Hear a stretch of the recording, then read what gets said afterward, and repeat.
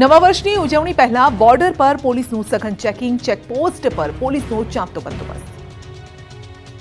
31 દરમિયાન રાજ્યમાં પ્રતિબંધિત દારૂનું સેવન કરતા તત્વો સાવધાન થઈ જજો, કારણ કે પોલીસ દ્વારા તમામ ચેકપોસ્ટ પર કડક ચેકિંગ કરીને આકરી કાર્યવાહી કરાઈ રહી છે। રાજસ્થાન બોર્ડર પર આવેલી બનાસકાંઠા જિલ્લાની વિવિધ ચેકપોસ્ટ પર પોલીસનો ચાંપતો બંદોબસ્ત ગોઠવવામાં આવ્યો। ધાનેરાની નેનાવા, વાસણ, અનાપુર, થરાદની ખોડા અને પાંથાવાડાની ગુંદરી ચેકપોસ્ટ ઉપર હથિયારધારી પોલીસ રાખીને હાલ રાજસ્થાનમાંથી આવતા વાહનોનું ચેકિંગ હાથ ધરવામાં આવ્યું। પોલીસે પાડોશી રાજ્યમાંથી દારૂ કે માદક પદાર્થનું સેવન કરીને આવતા લોકો ઉપર કાર્યવાહી કરી। ધાનેરાના વાસણ ચેકપોસ્ટ પરથી દારૂ ભરેલી ટ્રક ઝડપીને ₹2.80 લાખનો મુદ્દામાલ જપ્ત કરી પોલીસે 2 આરોપીની અટકાયત કરી। ભરૂચમાં વીજ કંપનીની બેદરકારી, લાખોનું લાઇટ બિલ જોઈને ગ્રાહકને પરસેવો છૂટી ગયો। મકાન માલિકને આવ્યું 2.77 લાખનું અધધ બિલ। ભરૂચમાં વીજ કંપનીની બેદરકારીના કારણે ગ્રાહકો પરેશાન થયાનો વારો આવ્યો। દહેજ બાયપાસ ઉપર આવેલા માંગલ્ય રેસિડેન્સી સોસાયટીના મકાન નંબર C403માં રહેતા શુભમ નરેન્દ્ર પટેલને વીજ કંપનીની બેદરકારીના કારણે ઝટકો લાગ્યો। સામાન્ય રીતે વીજળીનું બિલ 5,000ની આસપાસ આવતું હોય છે। તેમને તાજેતરમાં જ ₹2,77,000 બિલ આવતા ગ્રાહકને ભર શિયાળે પરસેવો છૂટી ગયો। જોકે આ મામલે તેમના વિસ્તારના લોકો એકત્ર થઈને વીજ કંપનીના કર્મીઓને તેમની કામગીરી દરમિયાન તકેદારી રાખીને બરાબર મીટર રીડિંગ કરીને કામ કરવા વિનંતી કરી। આ ઘટના અંગેની જાણ થતાં જ વીજ કંપનીએ પોતાની ભૂલ પણ સ્વીકારી છે અને નવું બિલ જનરેટ કરીને આપવાની વાત પણ કરી છે। મામાએ જ ભાણિયાનું કર્યું અપહરણ, વલસાડમાં બાળકના અપહરણનો ભેદ ઉકેલાયો। ભીલાડના 8 વર્ષના બાળકના અપહરણની ઘટનાનો ભેદ ઉકેલાયો। આ બાળકનું અપહરણ અન્ય કોઈ વ્યક્તિએ નહીં પરંતુ પોતાના જ કૌટુંબિક મામાએ કર્યું હતું। પોલીસે સમગ્ર મામલે 3 શખ્સોને દબોચી લીધા। કાયદેસરની કાર્યવાહી પણ હાથ ધરી।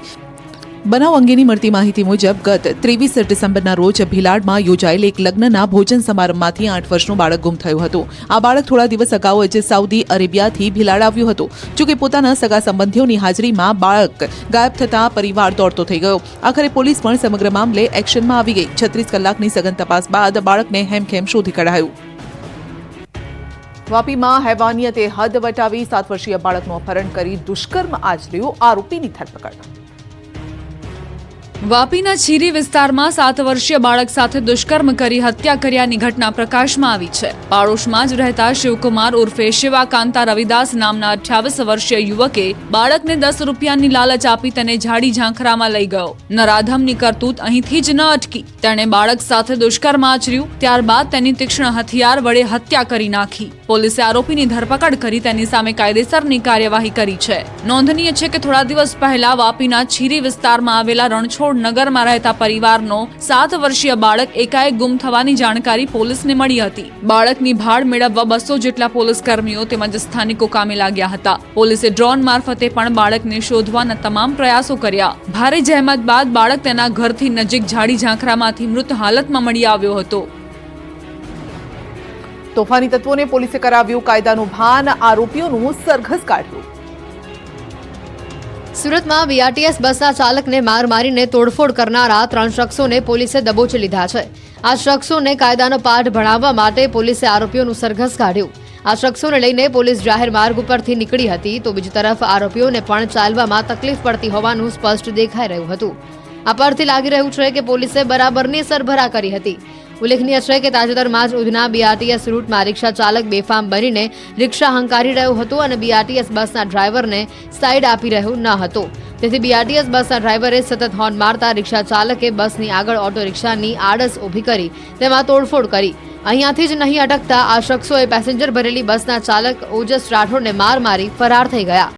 આ સમગ્ર ઘટના સીસીટીવી કેમેરામાં કેદ થઈ હતી। આ મામલે ઘટનામાં સામેલ 3 આરોપીઓની ધરપકડ કરવામાં આવી છે। ખાતરને લઈ ફરી બબાલ થઈ। આ વખતે ખેડામાં ખેડૂતને કડવો અનુભવ થયો। ખેડા જિલ્લાના માતરના ખેડૂતે ખરીદેલા ડીએપી ખાતરમાં પથ્થર જેવો પદાર્થ નીકળ્યો હોવાનો દાવો કરવામાં આવ્યો હતો અને જે મામલે ખેડૂતે નાયબ ખેતી નિયામકને ફરિયાદ કરી હતી। ખેતીવાડી વિભાગના અધિકારીઓએ ડેપો પર તપાસ હાથ ધરી।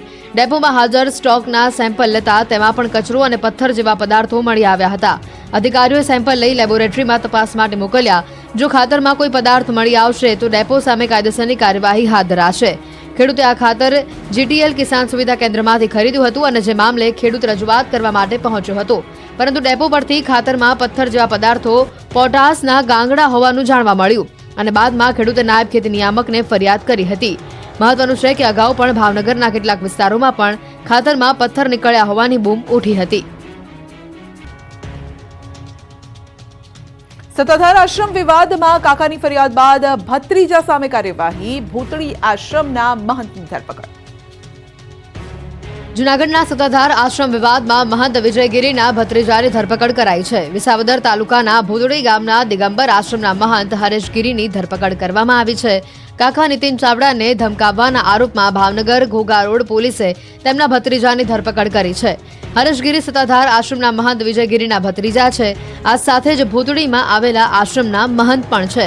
તેમના સગા કાકાએ 6 ડિસેમ્બરે ઘોઘા રોડ પોલીસ મથકમાં તેમની વિરુદ્ધ ફરિયાદ નોંધાવી હતી. ભાવનગરમાં રહેતા તેમના કાકા નીતિનભાઈ ચાવડાનો આરોપ છે કે મહંત હરેશગીરીએ નવેમ્બર મહિનામાં ફોન ઉપર તેમને અપશબ્દો કહ્યા હતા અને મારી નાખવાની ધમકી આપી હતી. ત્યારે નીતિન ચાવડાની ફરિયાદના આધારે પોલીસે મહંત હરેશગીરીની ધરપકડ કરી લીધી છે.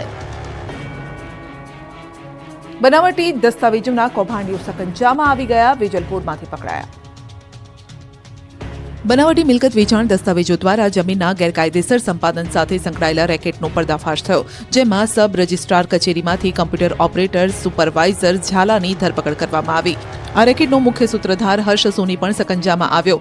અમદાવાદના વેજલપુર વિસ્તારમાંથી તેની ધરપકડ કરાઈ, જેના ફ્લેટની તપાસ કરતા sub registrar office, collector office, અન્ય સરકારી વિભાગોના નકલી સ્ટેમ્પ અને સીલ મળી આવ્યા. તેમજ સબ રજિસ્ટ્રાર કચેરીના મૂળ દસ્તાવેજો, હાર્ડ ડિસ્ક, કમ્પ્યુટર પણ જપ્ત કરાયા. તપાસમાં જાણવા મળ્યું કે 17 લોકોના નામે હેરાફેરી કરાયેલા દસ્તાવેજો તૈયાર કરવામાં આવ્યા હતા, જેમાંથી 4 થી 5 ના મૃત્યુ પણ થયા છે. આરોપીઓએ દસ્તાવેજો પર તારીખોનો ઉપયોગ કરીને એવું દેખાડ્યું કે મૃતકે તેમના મૃત્યુ પહેલા કાગળ પર સહી કરી હતી. ગીર સોમનાથમાં વ્યાજખોરો પર તવાઈ, 11 સામે ફરિયાદ, 7 ને પકડાયા. ગીર સોમનાથના મુખ્ય મથક વેરાવળમાં વ્યાજખોરોનો આતંક દિવસે ને દિવસે વધી રહ્યો છે. ત્યારે હવે પોલીસે વ્યાજખોરો પર તવાઈ બોલાવી છે.